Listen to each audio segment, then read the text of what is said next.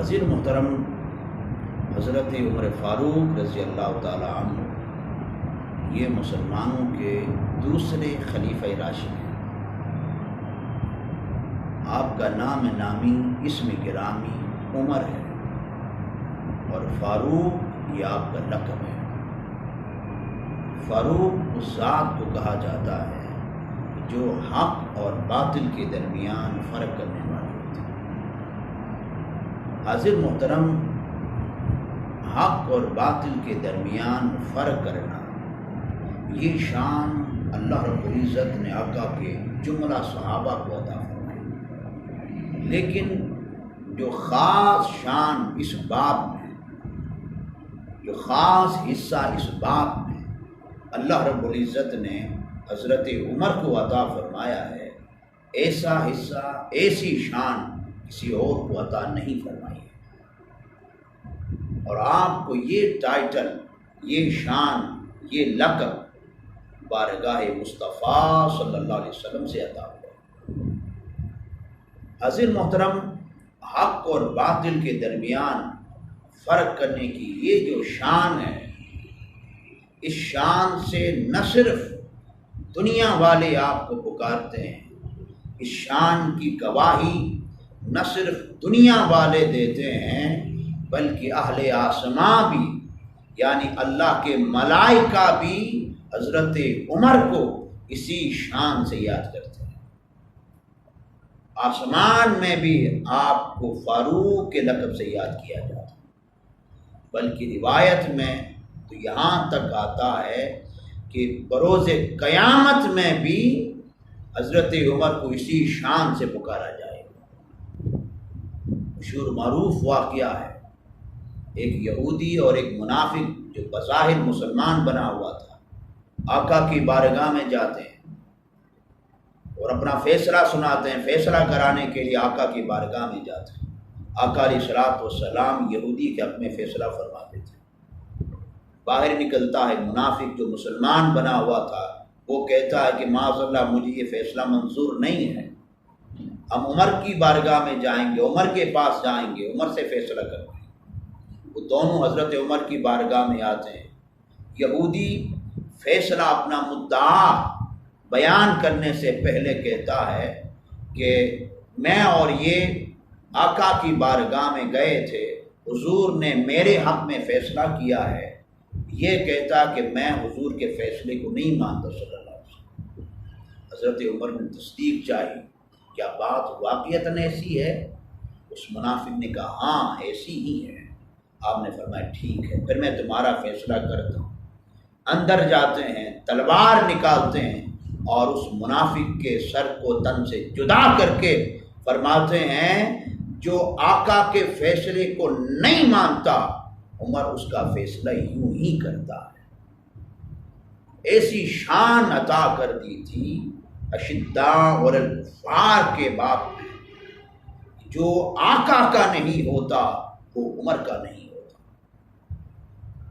جس نے آقا علیہ الصلوۃ والسلام کی شان میں، آپ کے فیصلے کے حوالے سے، آقا علیہ الصلوۃ والسلام کی عزت کے حوالے سے، عظمت کے حوالے سے کسی نے بھی رائی کے دانے کے برابر بھی کوئی حرزہ سرائی کرنے کی کوشش کی، حضرت عمر فاروق رضی اللہ تعالی عنہ نے اپنی شان کا، حق اور باطل کے درمیان فرق کرنے والی شان کا آپ نے خوب مظاہرہ فرمایا۔ حضرت محترم، دنیا کے شرق سے لے کر غرب تک، شمال سے لے کر جنوب تک، جہاں کہیں مسلمان بستے ہیں، تمام مسلمانوں کو عزت، احترام، وقار، شان یہ اسلام کی وجہ سے عطا ہے۔ آج جس کی جو عزت ہے وہ اسلام کی وجہ سے، اسلام کے دامن سے جڑنے کی وجہ سے، اسلام کے ساتھ اپنا تعلق جوڑنے کی وجہ سے، جس کی عزت جہاں کہیں ہے جس مسلمان کی، وہ اسلام کی وجہ سے۔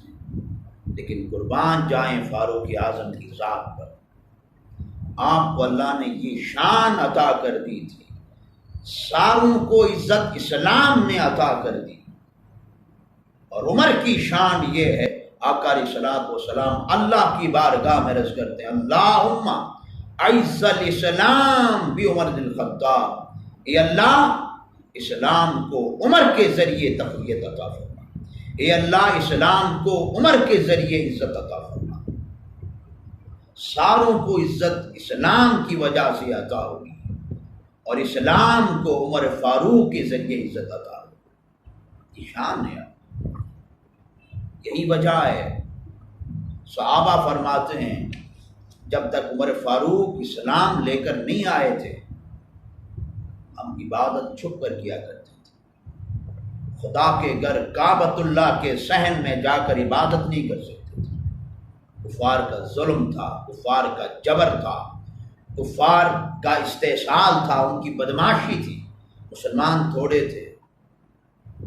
صحابہ فرماتے ہیں کہ صحن کعبہ میں جا کر، خدا کے گھر جا کر خدا کی حضور سجدہ نہیں کر سکتے علی اعلان۔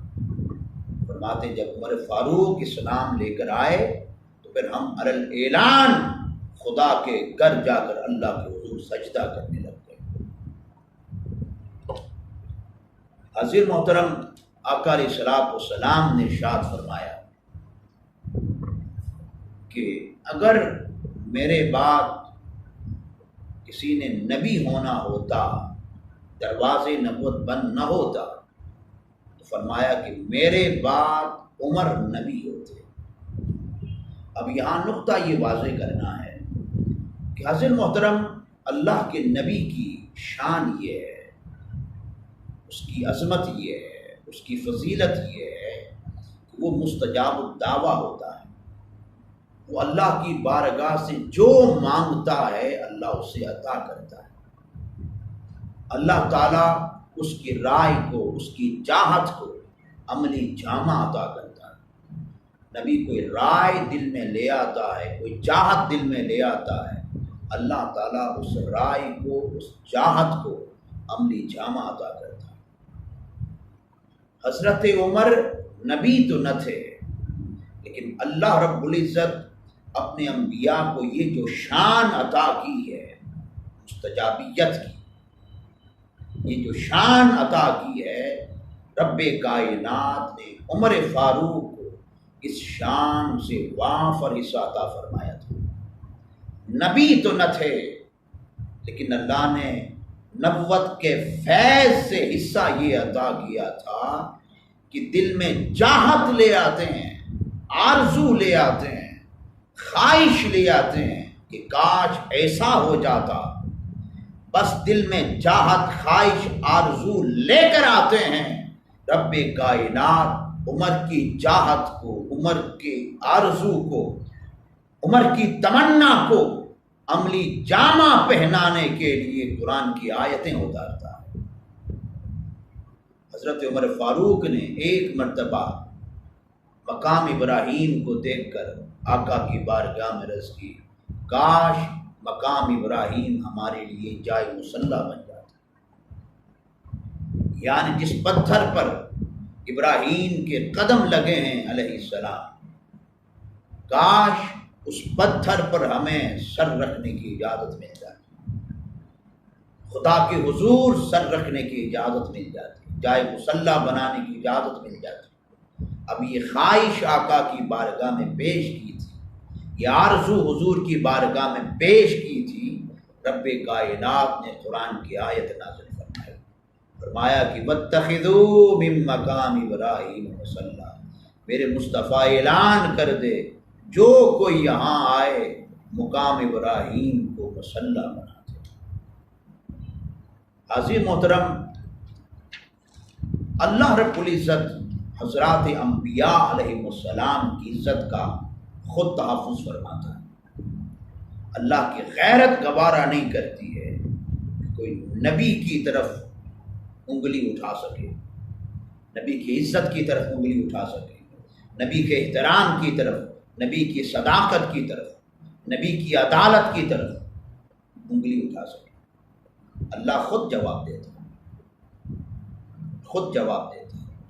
عمر نبی نہ تھے، لیکن خاص فیض، خاص حصہ حضور کے توسل سے، آقا کے وسیلے سے، حضور کی بارگاہ کی برکت سے عطا یہ ہوا تھا کہ جب آپ نے منافق کے سر کو تن سے جدا کر دیا، وہ ظاہری طور پر تو مسلمان بنا ہوا تھا، جب قتل کر دیا، سر کو تن سے جدا کر دیا، تو شور بپا ہوا کہ لوگ کہنے لگے کہ عمر نے ایک مسلمان کا قتل کر دیا، ایک مسلمان کو مار دیا۔